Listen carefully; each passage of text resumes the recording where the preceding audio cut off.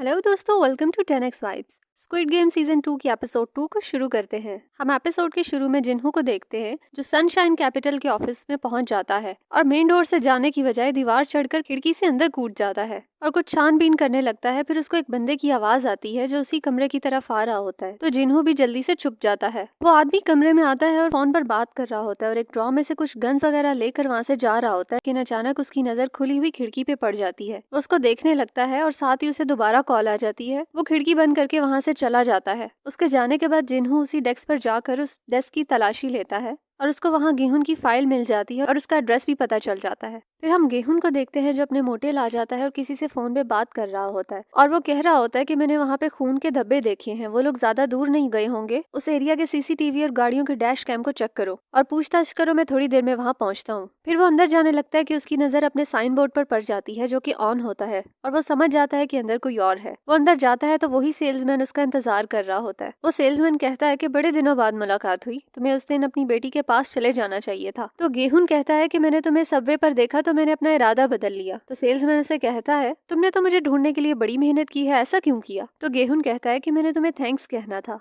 वो पूछता है कि क्यों, मुझे क्यों? तो गेहूं कहता है कि तुम्हारी वजह से मैं उस गेम में गया और कभी ना खत्म होने वाला माल कमाया, तो थैंक्स तो बनता है। मैं तो तुम्हें कार्ड देने वाला एक मामूली सा पोस्टमैन हूँ। तो गेहूं कहता है कि फिर तुम्हें भेजने वाले से मिलवा दो मुझे, मैंने उसको कुछ बताना है। तो वो कहता है कि मुझे बता दो, मैं इन तक तुम्हारी बात पहुंचा दूंगा। तो गेहूं कहता है कि तुम्हारे जैसे 2 कौड़ी के पोस्टमैन को मैं क्यों बताऊं, और जो बात मैं बताना चाहता हूँ वो तुम्हारी खोपड़ी में घुसेगी नहीं। तो वो कहता है कि तुम जानते हो कि मैं यहाँ तक कैसे पहुंचा? तो गेहूं कहता है कि तुम उनके पालतू कुत्ते कैसे बने, मुझे ये जानने में बिल्कुल भी दिलचस्पी नहीं है। तो कहता है कि मैं जब जवान था तो वहाँ गेम ग्राउंड में काम करता था और वहाँ तुम जैसे हजारों लोगों की लाशें जलाई हैं मैंने। फिर उन्होंने मुझे ये गन थमा दी और मुझे इस गन के साथ खेलने में बहुत मजा आने लगा। फिर वो कहता है कि चलो मेरे साथ एक गेम खेलो। उस गेम का नाम तो तुमने सुना होगा, इसको रशियन रूलेट कहते हैं। वो लोग रिवॉल्वर में एक गोली डालते हैं और उसको घुमाते हैं और ट्रिगर दबाते हैं और दोबारा चलाने से पहले सिलेंडर घुमाते हैं। लेकिन मैंने इस खेल को थोड़ा मजेदार बनाया है। तुम जैसे स्पेशल खिलाड़ी के लिए हम सिलेंडर दोबारा नहीं घुमाएंगे और बिना घुमाए ही अपने सर पर ट्रिगर दबाएंगे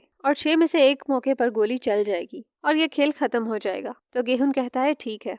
फिर वो दोनों बारी बारी चलाने लगते हैं, लेकिन आखिरकार सेल्समैन की बारी पर ही गोली चलती है। अब वो मर जाता है। गोली की आवाज सुनकर जिन्हू भी अंदर की तरफ भागने लगता है और सारे कमरे देखने लगता है और एक कमरे में उसे वूसॉक मिल जाता है। वो उसको छोड़कर गेहूं को ढूंढने लगता है और उसके कमरे में जाकर उसको अरेस्ट करने लगता है, लेकिन तभी वहाँ वूसॉक आ जाता है और वो उसके सर में सिलेंडर मारकर उसे बेहोश कर देता है। फिर गेहूं गन उठाकर उसी पर टारगेट करता है और पूछता है कि तुम कौन हो? तो वूसॉक घबरा जाता है और कहता है कि मैं बॉस किम के लिए काम करता था और मैंने हर स्टेशन पर जाकर उस ताक्षी वाले आदमी को ढूंढा और मैंने बॉस किम के साथ काफी सारी सेल्फीज भी ग्रुप में भेजी हैं। ये सुनकर गेहूं भी गन नीचे कर लेता है और फिर वूसॉक उस सेल्समैन को देखता है और जोर जोर से उस पर चीखने लगता है कि इसने मेरे बॉस को मार दिया। ये सुन के गेहूं भी हैरान हो जाता है। अगले सीन में हम एक लड़की को देखते हैं जो अपनी कार में सो रही होती है। उस लड़की को हम 11 नंबर के नाम से आगे देखेंगे। इसकी बैक स्टोरी कुछ इस तरह है कि ये नॉर्थ कोरिया में एक स्नाइपर होती थी, वहाँ पर कुछ लोगों को मार कर ये आई होती है, लेकिन इसकी बेटी पीछे ही छूट जाती है, जिसकी वजह से ये बहुत ज्यादा डिप्रेशन का शिकार होती है और अपनी गाड़ी में ही रहती है और एक पार्किंग में सोती है। वहाँ का एक सिक्योरिटी गार्ड इसको काफी बार मना कर चुका है, लेकिन इसकी हालत देखकर इसको छोड़ देता था,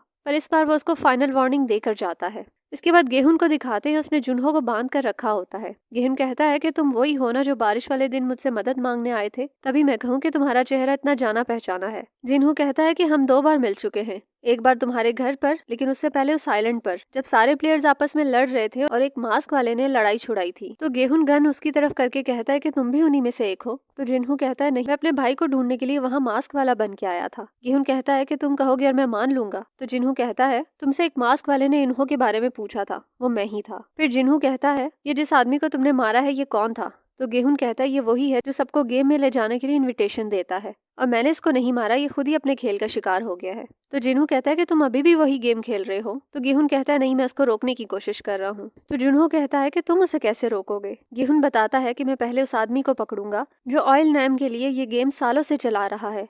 तो जिन्हू कहता है कि वो लोग उसको फ्रंटमैन कहते हैं। तो गेहूं पूछता है क्या तुमने उसका चेहरा देखा? तो जिन्हू बताता है कि नहीं, चेहरा तो नहीं देखा, लेकिन वो ब्लैक सूट पहनता है और उसका मास्क भी सबसे मुख्तलिफ है, लेकिन तुम उसको ढूंढोगे कैसे? तो गेहून बताता है कि उसने मुझे इनविटेशन कार्ड भेजा है। इस पर जिन्हू कहता है कि तुम उसको ढूंढकर उसको मार दोगे? तो गेहून कहता है उसको मारने से गेम खत्म नहीं होगा। ऑयल नैम ने मरने से पहले बताया था कि ये गेम उसने अपने किसी खास क्लाइंट के लिए बनाई है। तो जिन्हू बताता है कि कुछ वीआईपीज को मैंने भी देखा है, तो मुझे खोल तो मैं तुम्हारी इस काम में मदद कर सकता हूँ।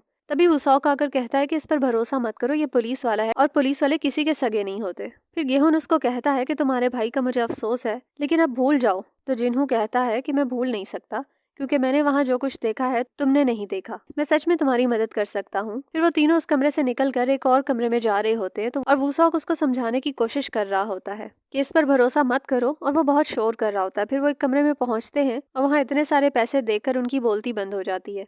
गेहून कहता है कि ये पैसा 455 लोगों के मरने के बाद मुझे मिला था। फिर वो उनको अपनी गन्स कलेक्शन दिखाता है और कहता है कि 2 साल में मैं इतनी ही इकट्ठी कर सका हूँ, ये हमारे काम आएंगी। और फिर कहता है कि हमें कुछ आदमियों की जरूरत होगी, तो वुसॉक कहता है कि वो काम आप मुझ पे छोड़ दें।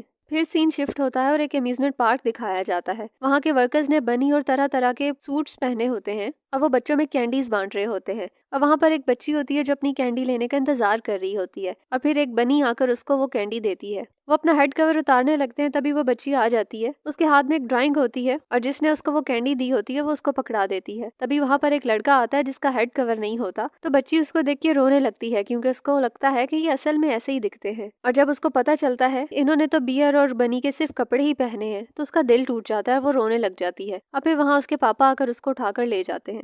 फिर नेक्स्ट सीन में हम जीहुन को देखते हैं। वो संगवू की मॉम और सेबियो के भाई को देखता है कि उनकी लाइफ कैसी चल रही है। संगवू और सेबियोक ने उसके साथ गेम खेली थी और लास्ट पे वो मर गए थे, लेकिन वो उसके बहुत करीबी थे, इसीलिए वो उनकी फैमिलीज का ख्याल रख रहा होता है। फिर गेहून एक कंसल्टेंसी कंपनी में जाता है और वहाँ के एजेंट को सेबियोक की मॉम को नॉर्थ कोरिया से लाने का कहता है। तो वो एजेंट भी कहता है कि सेबियोक की मुझ पर बहुत एहसान है और इसीलिए मैं उसकी मॉम को हर हाल में यहाँ पर ला के रहूंगा। फिर वो चला जाता है और फिर उसी एजेंट के पास वो 11 नंबर लड़की आती है और उसको कहती है कि मेरी बेटी को ढूंढने की कोशिश करो, लेकिन एजेंट कहता है कि हर जगह ढूंढ चुका हूँ, लेकिन वो अभी तक मुझे नहीं मिली। तो 11 नंबर उसको पैसे ऑफर करती है, लेकिन वो मना कर देता है। वो कहता है कि पैसों की बात नहीं है, मैं कोशिश कर रहा हूँ। फिर वो वापस अपनी कार में चली जाती है और वहाँ पर उसको एक आदमी इनविटेशन कार्ड देता है, लेकिन ये कार्ड गेम खेलने के लिए नहीं होता। फिर हमें दिखाते हैं कि जुनहो अपनी भाभी की कब्र पर फूल चढ़ाने आया होता है और फिर वो अपनी मॉम के साथ डिनर कर रहा होता है। तो उसकी मॉम कहती है कि इन्हू आज भी नहीं आया। तो उसकी मॉम उसको घर छोड़ने और दोबारा कभी वापस ना आने पर खुद को जिम्मेदार ठहराती हैं कि मेरी ही गलती है, क्योंकि वो उनका सगा बेटा नहीं होता, लेकिन वो उसको प्यार वैसे ही करती हैं।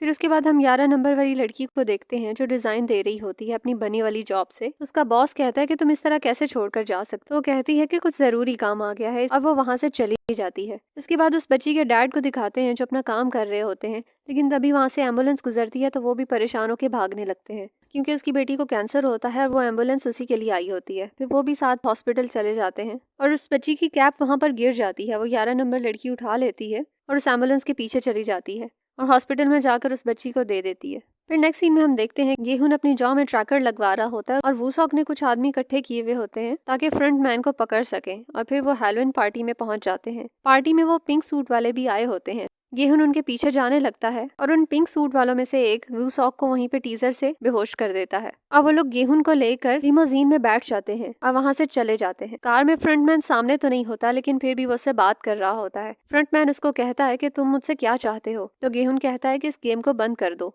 तो फ्रंटमैन जवाब में कहता है कि हमने तो बस गेम बनाई थी, खेला तो तुम लोगों ने अपनी मर्जी से है। जो लोग ये गेम खेलते हैं वो अपनी जिंदगी की रेस हार चुके होते हैं, दुनिया का फेंका हुआ कचरा होते हैं। जब तक ये कचरा खत्म नहीं होता ये गेम इसी तरह चलता रहेगा। और दूसरी तरफ जो गाड़ियां उस लिमोजीन का पीछा कर रही होती हैं, ये लोग उनके टायर्स पंचर कर देते हैं। इसी तरह जिन्हों की कार के भी टायर पंचर हो जाते हैं। ये सिचुएशन देखकर गेहून अपनी पिस्टल निकालकर सामने शीशे पर शूट करने लगता है, लेकिन वो बुलेट प्रूफ होता है। तो फ्रंटमैन गेहून से कहता है कि तुम इस छोटी सी पिस्टल से गेम खत्म करना चाहते हो। तो गेहून उसको कहता है कि मुझे गेम में दोबारा ले चलो। तो वो पूछता है कि दोबारा क्यों। तो गेहून कहता है कि अगर मैं दोबारा खेलूंगा तो तुझे नचाने वालों को ज्यादा मजा आएगा।